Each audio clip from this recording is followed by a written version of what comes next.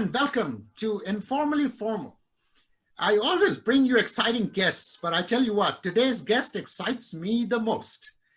I'm talking about no one other than Fahim Mashroor. So let me give you a brief introduction of this gentleman. He is the co-founder and CEO of bdjobs.com, CEO of Akber Deal, founder and MD of Besto Limited. You have been basis president, as well as you've served there in other capacities as well. A huge welcome to you, Fahim. Such a great pleasure to have you. Thank you, Akber bhai. Thanks for inviting me in your program. Absolutely. The pleasure is all mine, Fahim. Very truly, very truly. For our audience, as you know, this platform, as I was telling you, is the only English language platform out of Bangladesh, right? And there are many reasons for that. One of them, very quickly, one of them is it doesn't mean that we love our language any less, okay? Bangladesh, I want Bangladesh to be portrayed in the outside world so that other people do not think of us as a backwater, flood-prone, bottomless basket or whatever. Bangladesh has come of age. And I mean, look at all the things that are going on, you being a fine example of that. So, and I would encourage our viewers, you know, to through this platform and other means, get to learn the English language. Use it as a tool, like, you know, use Word or Excel. This is a tool. There's nothing wrong with that. So Fahim, let me get started with you. I am so excited. Okay, Fahim, tell me, first question that I'm going to ask you. Okay, obviously you got some fine schooling under your belt, but to become an entrepreneur, no matter who says what, I mean, that is a different breed, okay? That takes a different kind of courage, that kinds of different type of mindset. Yours truly being one. I've started a few companies in America as well as in Bangladesh. So I know what most people think, and it's, of course, what they're saying is not, it's not like it's not true, but takes a lot of hard work. So my first question to you is, what motivated you to become an entrepreneur in the first place? Tell me that. Okay, that is a kind of interesting question. I think like in Bangladesh, as you also know about the overall kind of socioeconomic environment, so a lot of people actually become entrepreneur probably by their kind of family background. Like we have seen a lot of people whose kind of family were in business, so they probably feel much easy actually to get into business or become entrepreneur. For me, it was a kind of different thing because we were not kind of oriented while we had our kind of academic thing that we would actually become an entrepreneur. And also, as you know, that back then, when almost kind of 20 or 25 years ago, when actually I had my schooling, the entrepreneurship was not as glorious as probably what it is now. So even like it is a kind of, sometimes it was a little bit kind of perceived as a kind of not in a very positive way. Right. So people, like a lot of kind of society want you to be a kind of a job holder, either in government or any multinational or any bank or that type of thing. Because I also had a good academic background in terms of Dhaka University, IBA. So it was always expected that I would get into any kind of formal job. So, but frankly, I think it was much more on my own kind of personal type of thing that I always wanted to do something out of the box. So I wanted to kind of probably create something on my own rather than kind of follow the structure type of thing. So on a philosophical level, I would say that it was probably much more, I wanted to do something. And that didn't have to be kind of a business or kind of running after money, but it was something that I would probably feel that my kind of time is valuable. I am contributing to the society in a different way. So that philosophical thing actually prompted or motivated me to do something in digital space. And at that point of time, as you might have actually recalled, that a lot of digital things were actually coming around, like in terms of internet was actually becoming very big thing. So what I thought that why would Bangladesh be kind of left behind from this kind of thing? Because at that point of time, even like today, there is all over internet and other things are all over mobile and other things. But at that point of time, it was very difficult. Like there was a kind of dial-up modem type of thing. We could sense that something is actually changing the world altogether. So we felt that if we had not taken a kind of leap forward, we would be actually falling behind from the rest of the world. So that probably was a kind of also an emotional type of kind of thing that prompted myself to kind of get into this new world of digital economy. So that, in short, probably was my kind of very early entrepreneurial journey. Right. You covered pretty much what I was going to ask you next. Is you must have had some resistance from society, from family members, and stuff like that, because it's never easy to be a pioneer. So you kind of answered that for me. The second thing I was going to ask you, which is, be honest now, okay? People only generally see the final product and they love it, right? But they don't ever want to talk about what goes in building that final product. So tell me honestly, how much work was it, your first venture? So it was almost kind of 20 years ago. So I'm talking about something like 1999 or 2000 year.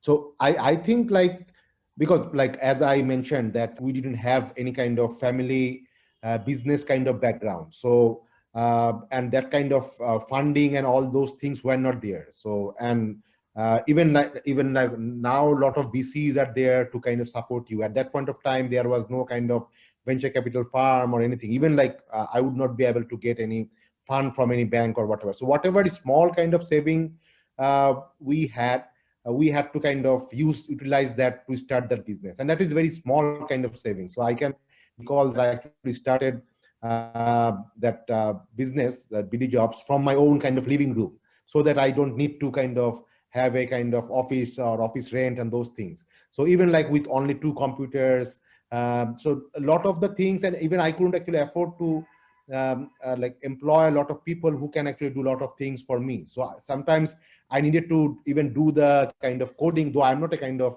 a software engineer myself, but I also needed to learn that type of small software type of development thing, and even designing and all those things. Even the sales and marketing things I also do, like used to do myself, because I couldn't actually afford the sales people at that point of time. So I think as an entrepreneur, it was on myself or some of my co-founders to kind of carry or to do a lot of things in a kind of multi-dimensional way. So we didn't had the luxury that, well, I am a CEO, so I will only kind of direct other people to do things, and I will just kind of be giving them direction. So that type of luxury was not there for a startup. So a lot of the things I needed to do myself. But having said that, all the things, I think every entrepreneurship journey requires that type of thing. But of course, like I was also very fortunate that I got support not only from myself, my family, but also from a lot of the early adapters or early level clients.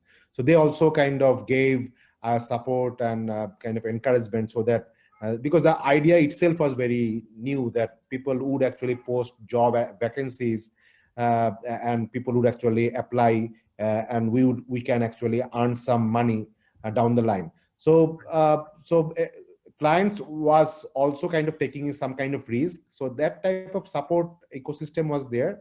But I think like for any kind of entrepreneurship, you needed a lot of kind of like bootstrapping, or kind of lot of things that are very hands-on type of thing. So Right.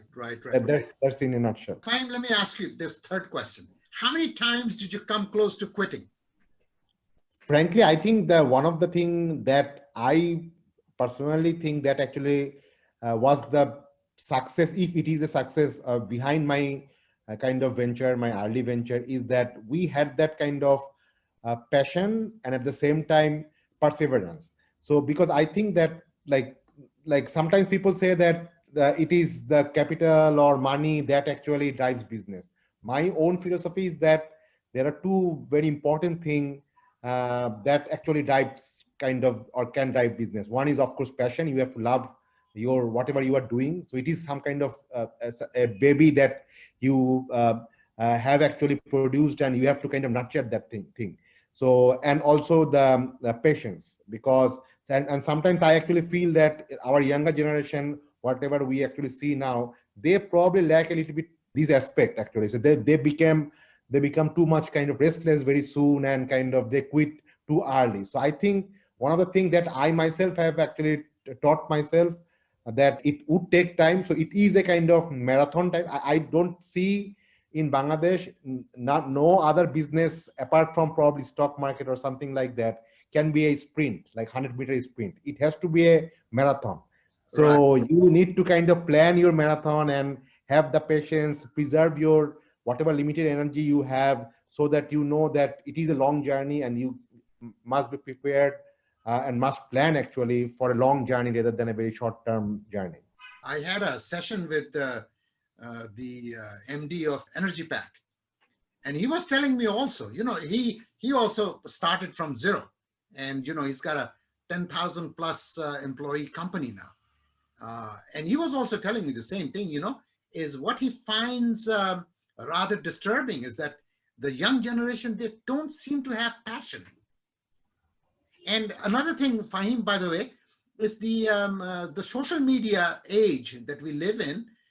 People have gotten so used to quick fixes, a quick like, a quick thumbs up emoji, and this, yeah. But anything worth having in life takes time and patience. It takes Absolutely. 9 months to deliver a baby. You can't have it in 9 days, can you? Okay, I think this in of itself would be a great learning session for the young would-be entrepreneurs, to understand as to what it takes. So it's kind of hard for me to believe, by the way, Fahim, that you never had that. I have started new companies in America as well as in Bangladesh. Uh, uh, for me, it was a little different in the sense that when it got so bad that so many a times, out of, call it frustration or what have you and stuff, but it's not that you don't have that. I guess it's the ability to pull yourself back up from it. Absolutely. Right? I'm sure you've had those frustrating moments and stuff, but your perseverance and your determination, you were able to pull yourself through that, whereas most people would have quit. I think that is the key, right? Isn't it, Fahim? Absolutely, absolutely. Tell me, when was it? How many years did it take for you to first make the money to where you felt good? With regard to kind of BD jobs, that is the first venture that I actually built.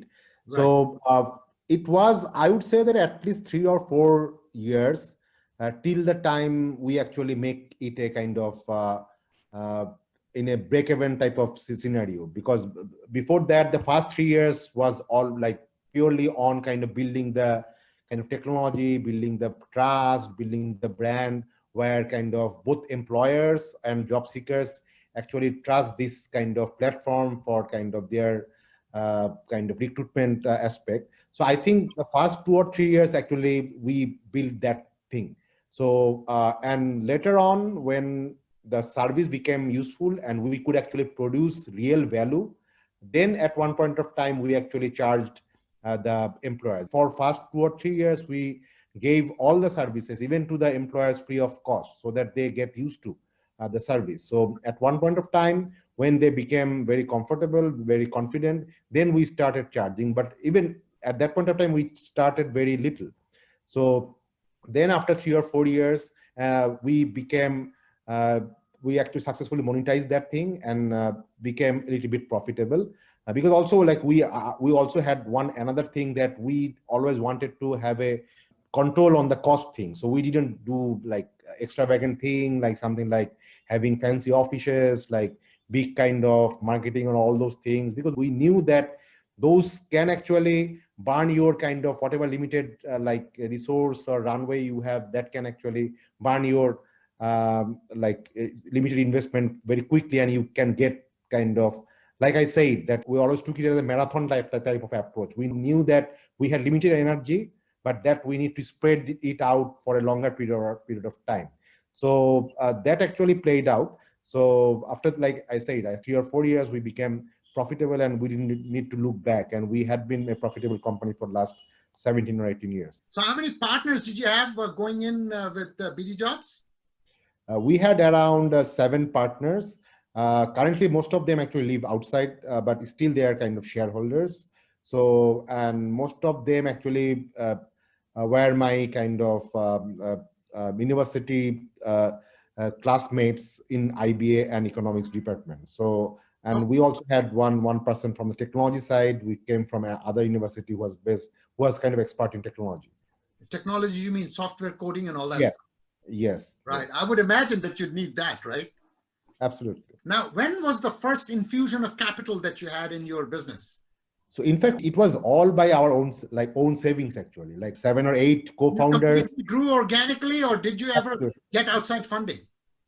No, we didn't need actual outside funding. So whatever fund, like investment we made in first 3 years, it was all from our own saving. So we didn't have any kind of external funding. Later on, after like 15 years, actually, in 2015, we actually sold some of our shareholders. That's what I'm talking about. Yes, Okay. that is basically not.